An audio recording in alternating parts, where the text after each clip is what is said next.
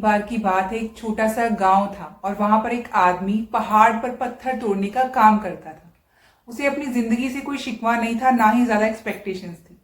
पूरा दिन वो काम करता, मेहनत करता, पत्थर तोड़ता और अंत में जो थोड़ा बहुत उसको पैसा मिलता वो जाकर अपने परिवार के साथ उसको स्पेंड करता, उनके साथ टाइम स्पेंड करता, खाता पीता और चैन की नींद सो जाता। एक दिन रोज की तरह वो अपना काम खत्म करके अपने घर की तरफ जा रहा था। तो चलते चलते उसके मन में ख्याल आया कि ये भी कोई जिंदगी है। सुबह से लेकर शाम तक मैं पत्थर तोड़ने का मुश्किल काम करता हूँ, मेरे हाथ भी पत्थर तोड़ तोड़ कर पत्थर के जैसे हो गए हैं और इतने कम पैसे मिलते हैं जिसमें मुश्किल से मेरा और मेरे परिवार का गुजारा हो पाता है। कुछ ज्यादा सोचने की तो मैं उम्मीद ही नहीं कर सकता।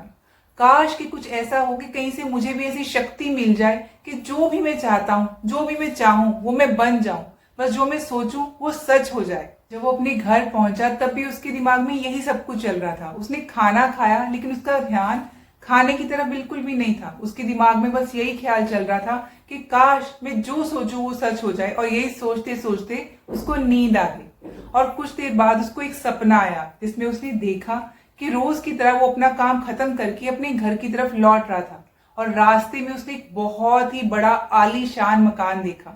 उसके मन में आया काश ये घर मेरा होता और मैं इसका मालिक होता। और उसके सोचते ही जादू हो गया। जो उसने चाहा था कि जैसे वो सोचे वो उसको मिल जाए, वो उसके सपने में सच हो रहा था। उसने सोचा कि ये घर मेरा हो जाए और वो सच में उस घर का मालिक बन गया। उसको यकीन नहीं हो रहा था अपनी किस्मत पर कि उसने जो सोचा वो सच हो गया। वो सच में इस घर का मालिक बन चुका है। लेकिन उसकी खुशी ज्यादा देर तक टिक नहीं पाई। उसको एकदम से शोर सुनाई दिया। उसने अपने घर के बाहर देखा तो बहुत बड़ी रैली निकल रही थी। उस रैली के बीचों बीच एक पॉलिटिशियन खड़ा था जो लोगों को देखकर हाथ हिला रहा था। और वहां पर जितने भी लोग खड़े थे सब उसके नाम के नारे लगा रहे थे, उसी के आगे हाथ जोड़कर खड़े थे और सब उसको देखने के लिए, मिलने के लिए तड़प रहे थे। तो उसको एहसास हुआ कि मैं कितना छोटा हूं इस पॉलिटिशियन के आगे। फिर उसके अंदर एक और ज्यादा इच्छा जागी कि काश मैं इस पॉलिटिशियन की जगह पर होता, काश मैं ये पॉलिटिशियन ही होता, मेरे पास भी इतनी पावर होती जितनी कि इसके पास है। बस उसका इतना सोचने की देर थी कि वो पॉलिटिशियन बन गया। अब उसकी खुशी का फिर से कोई ठिकाना नहीं था क्योंकि उसके आसपास हजारों लोगों की भीड़ थी और उनको देखने के लिए तरस रहे थे, तड़प रहे थे उसको देखने के लिए सबके सब। लेकिन उसकी ये खुशी भी ज्यादा देर तक टिक नहीं पाई क्योंकि जो पॉलिटिशियन था उसको ज्यादा गर्मी बर्दाश्त करने की आदत नहीं थी, धूप में रहने की आदत नहीं थी। बस वो रैली करने के लिए ही धूप में निकला था, इसलिए वो चक्कर खाकर नीचे गिर गया और बेहोश हो गया। तब उसको एहसास हुआ कि जो पॉलिटिशियन है ये सबसे ताकतवर नहीं है, बल्कि उसको ये एहसास हुआ कि ये जो सूरज है ये सबसे ज्यादा ताकतवर है। तो उसके मन में आया कि काश मैं सूरज होता तो मेरे आगे कोई टिक ही नहीं पाता। बस उसका इतना सोचने की देर थी कि वो सूरज बन गया और खुशी से पागल हो गया क्योंकि अब पूरी दुनिया में वो सबसे ज्यादा ताकतवर था। पूरी दुनिया को रोशन कर रहा था, पूरी दुनिया को गर्मी दे रहा था। वो ऐसा कोई नहीं था जो उसकी रोशनी को रोक सके। लेकिन उसकी ये खुशी भी ज्यादा देर तक टिक नहीं पाई। कुछ ही देर के बाद आसमान में कुछ काले बादल आए जिन्होंने सूरज की रोशनी को रोक दिया। अब उसको ये एहसास हुआ कि दुनिया में कोई ऐसा भी है जिसमें दम है उसी रोशनी को रोकने का। और उसके मन में ख्याल आया कि काश मैं ये बादल बन जाऊं जो कि सूरज की रोशनी को भी रोक सकता है। बस उसका सोचने की देर थी कि उसके बाद वो बादल बन गया। बादल बन के वो आसमान में उड़ने लगा। उसको ऐसे लगा कि मैं इधर उधर उड़ रहा हूँ, जहां चाहे जा सकता हूँ। लेकिन कुछ देर के बाद एक बहुत तेज हवा का झोंका आया, जो बादल थे उनको उड़ाकर वो एक तरफ ले गया। तब उसको समझ में आया कि वो तो पागल है। सूरज की रोशनी को बादल रोक सकते हैं लेकिन वो हवा को नहीं रोक सकते। हवा तो बादलों को कहीं भी बहा कर ले जा सकती है। फिर उसके मन में ख्याल आया कि काश कि वो हवा ही होता जो कि कहीं पे भी बह सकती है, बहकर कहीं भी जा सकती है, जिसको कोई रोक ही नहीं पाएगा। बस उसके सोचने की देर थी कि वो हवा बन गया। अब उसको ये अनुभव हुआ कि वो चाहे तो आराम से बहता रहे और चाहे तो आंधी बनकर, तूफान बनकर जिसको भी चाहे जहां उड़ाकर ले जाए और जिसको चाहे वहां फेंक दे। उसको ये विश्वास होने ही लगा था कि दुनिया में उससे ज्यादा शक्तिशाली कोई भी नहीं है, वो ही है जो सबसे ज्यादा शक्तिशाली है। लेकिन तभी उसके सामने एक पहाड़ आया। उसने अपनी पूरी ताकत लगा दी लेकिन उस पहाड़ को इतना सा भी हिला नहीं पाया। तब उसके मन में ख्याल आया कि काश मैं पहाड़ होता, तो वो पहाड़ बन गया। लेकिन हर बार की तरह इस बार भी उसकी खुशी ज्यादा देर तक टिक नहीं पाई।